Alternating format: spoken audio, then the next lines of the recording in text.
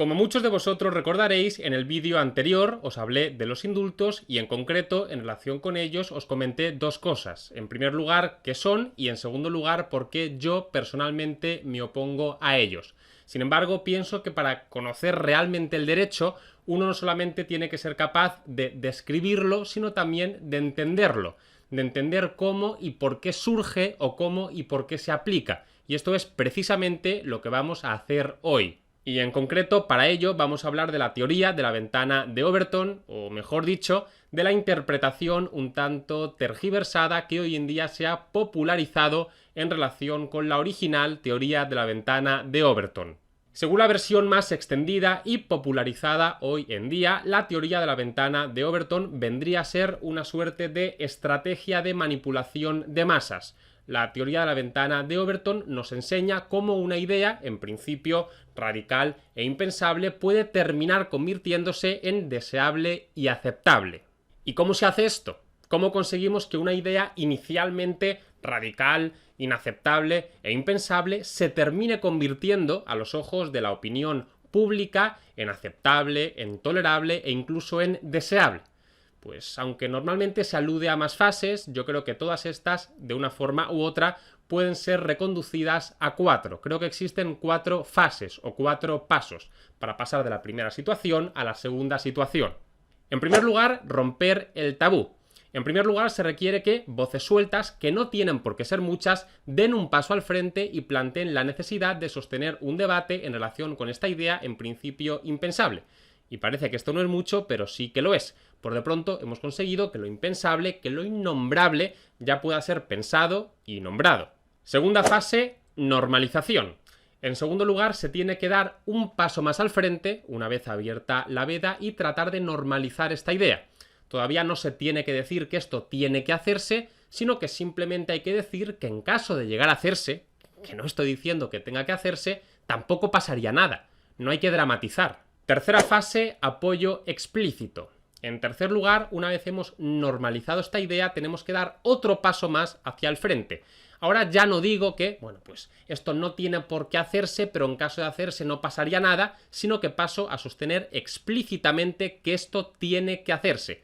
Todavía no lo hago, pero ya sostengo que esto tiene que hacerse porque es deseable. Y la cuarta fase, la guinda del pastel. Una vez la opinión pública ya ha escuchado tantas veces y de tantas personas que esto es deseable y que esto es aceptable, que o bien ella misma ya está convencida de que tiene que hacerse, o bien tampoco lo ve con tan malos ojos, el poder público ahora pone en práctica esta idea. Y por lo tanto, lo inaceptable, lo impensable, lo innombrable ya se ha convertido en realidad. Ya os digo, esto no es más que un pequeño resumen y además fruto de mi interpretación personal de la ventana de Overton. Pero resumen o no resumen, ¿por qué os hablo yo de la ventana de Overton? Pues muy sencillo, os hablo de la teoría de la ventana de Overton porque pienso que se está aplicando al milímetro en relación con el asunto de los indultos. Y ya lo dije la semana pasada en Twitter. El asunto de los indultos es un ejemplo maravilloso de cómo opera la ventana de Overton. Lo inaceptable, a fuerza de ser repetido machaconamente, termina convirtiéndose en tolerable y finalmente en posible y deseable. Y si no estás de acuerdo es porque eres vengativo. Los indultos, como sabréis, fueron considerados incluso por el propio gobierno algo inaceptable en un principio. Era un tema tabú. Quiero manifestar el absoluto respeto y el acatamiento de la misma por parte del Gobierno de España. Esta sentencia pone fin a un proceso judicial que se ha desarrollado, y me gustaría además subrayarlo, con plenas garantías y absoluta transparencia. Y como corresponde a un Estado social y democrático de derecho como el español, el acatamiento significa su cumplimiento. Reitero, significa su íntegro cumplimiento. A partir de aquí, para convertir lo inaceptable en deseable, tenía que operar, tenía que ponerse en marcha la ventana de Overton. Y la ventana de Overton se puso en marcha. Paso número 1, romper el tabú. Cualquiera que esté mínimamente al tanto de la actualidad sabrá que uno de los principales activistas en pro del indulto es Miquel Iceta. Miquel Iceta estaba a favor del indulto cuando estaba en Cataluña y lo ha seguido estando desde que es ministro del PSOE. Y aquí podéis escuchar unas de sus declaraciones el 28 de febrero de este 2021 en una entrevista para El País. Y ojo, aquí ya es ministro del PSOE, no un simple varón independiente. El gobierno debe asumir el coste político en todas sus decisiones, finalmente. O sea, yo no creo en aquellos que gobiernan permanentemente mirando las encuestas y que toman decisiones en función de la opinión mayoritaria en un momento determinado sobre un tema determinado. Ahora se me ocurría, ¿no?, decisiones que tomaron sus riesgos. Pues hombre, la más fuerte, y en esta sala, que creo que le tenemos ahí detrás, en retrato, Suárez tomó la decisión de legalizar al Partido Comunista de España. Hubo sectores políticos, sociales, militares que jamás le perdonaron esa decisión. Entonces, ¿él no sabía que eso tenía un coste? Seguro que lo sabía, pero consideró que era un coste que había que asumir en beneficio de un objetivo más importante, que era el traer la democracia a España. Pero este pronunciamiento tampoco parece demasiado, ¿no? Al fin y al cabo, Miquel Iceta viene de Cataluña, lleva diciendo esto muchos años, solamente es una voz, una persona. Tampoco hay que alarmarse, ¿no? Pues sí, efectivamente, no es tan alarmante. Pero es que esto es justo lo que se buscaba. Si queremos convertir lo inaceptable en deseable, tenemos que ir poco a poco. La primera persona en posicionarse abiertamente a favor de los indultos no puede ser Pedro Sánchez. Tiene que ser una persona que venga de Cataluña, que ya lleve diciendo esto muchos años, que tampoco vaya a despertar un debate demasiado grande. En definitiva, Miquel Iceta. Y superada la fase 1, romper el tabú, pasamos a la fase 2, normalización. Todavía no te digo que esto tiene que hacerse. Lo único que te digo es que caso de hacerse, tampoco pasaría nada. No hay que dramatizar. En esta línea se pronunció el presidente la semana pasada. Tengo muy claro que la decisión que tome va a tener muy presente valores constitucionales como la concordia, el diálogo, el entendimiento, la superación de una crisis que desgarró no solamente la sociedad catalana, sino al conjunto de la sociedad española en el año 2017, el entendimiento, el encuentro. Esos principios y valores constitucionales serán los que para mí, como presidente del Gobierno, pesarán en la decisión que tome el Gobierno en su Consejo de Ministros. Lo que para mí no son principios constitucionales y nunca lo han representado son la venganza o la revancha. De manual, no dice que va a conceder los indultos en ningún momento. Lo único que hace es tratar de normalizar esta decisión. Oye, en caso de hacerlo, tampoco pasaría nada. También se ha pronunciado en esta misma línea, la semana pasada, como el presidente, el ministro de Justicia. Bueno, pues esta última no hay información, vamos, yo no la tengo, y sigue su curso y están ahí pendientes.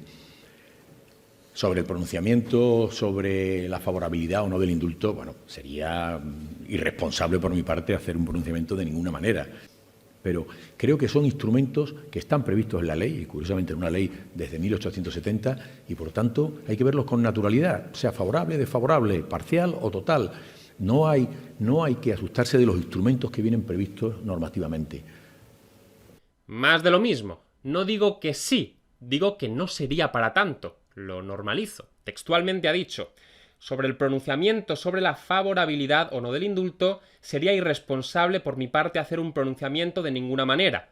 No dice que sí, pero lo normaliza. Son instrumentos que están previstos en la ley y, por tanto, hay que verlos con naturalidad, con normalidad, normalización. No hay que asustarse. Y esta misma semana, Carmen Calvo ha vuelto a hacer exactamente lo mismo, pero lo mismo. Cualquiera, imagino, que se estará preguntando por qué existe el indulto y por qué existe en todas las democracias. A ver, si fuera una cosa inútil, atrabiliaria, sin sentido, una tropelía, no existiría, ¿no? ¿Por qué existe en nuestra Constitución? ¿Por qué existe en todas las democracias del mundo? A ver si va a resultar que existe porque tiene sentido que exista, porque tiene una función que cumplir.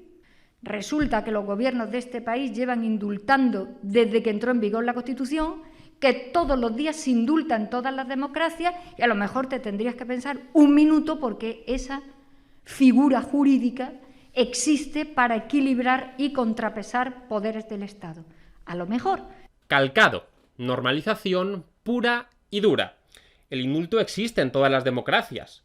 A ver si va a resultar que es que existe porque tiene sentido que exista. Todos los días se indulta en todas las democracias. Normalización, normalización, normalización, etcétera, etcétera, etcétera. Hasta aquí me he limitado a narraros la realidad. No he mirado hacia el futuro y he hecho un pronóstico, sino que he mirado hacia el pasado y os lo he descrito. Pero, y aquí viene la pregunta del millón, ¿qué vendrá después? Bueno, es cierto que aplicando el anterior esquema podemos hacer un pronóstico, pero tenemos que ser conscientes también de que ahora entramos en terreno pantanoso, porque el futuro es un terreno pantanoso. El pasará esto, pasará aquello, es un terreno pantanoso, porque pocas cosas debe de haber peores que esos columnistas que no paran de hacer predicciones y no paran de equivocarse y aún así las siguen haciendo constantemente. En fin, con todas las cautelas del mundo, a continuación os comento, siguiendo el esquema anterior, cómo creo yo que se van a desarrollar los acontecimientos a partir de ahora. Dentro de no demasiado tiempo, el gobierno dará otro paso al frente y empezará a decir que estas personas, los independentistas, tienen que ser indultados. No solamente es que no pasaría nada si fueran indultados, no, es que por razones de justicia, por razones de concordia, para limar asperezas, para mejorar la convivencia, los independentistas tienen que ser indultados. Fase 3. Apoyo explícito. Y una vez completada la fase 3, lógicamente vendrá la fase 4. El gobierno concederá los indultos a los independentistas. Y ojo, agosto no es un mal mes para hacerlo. Solo os digo que en España la Constitución se ha reformado 2 veces, en 1992 y en 2011, y en las 2 veces la Constitución se ha reformado en agosto. ¿Por qué? Pues porque la gente en agosto no quiere manifestarse, quiere ir a la playa y descansar. Así que ojo con esa fecha.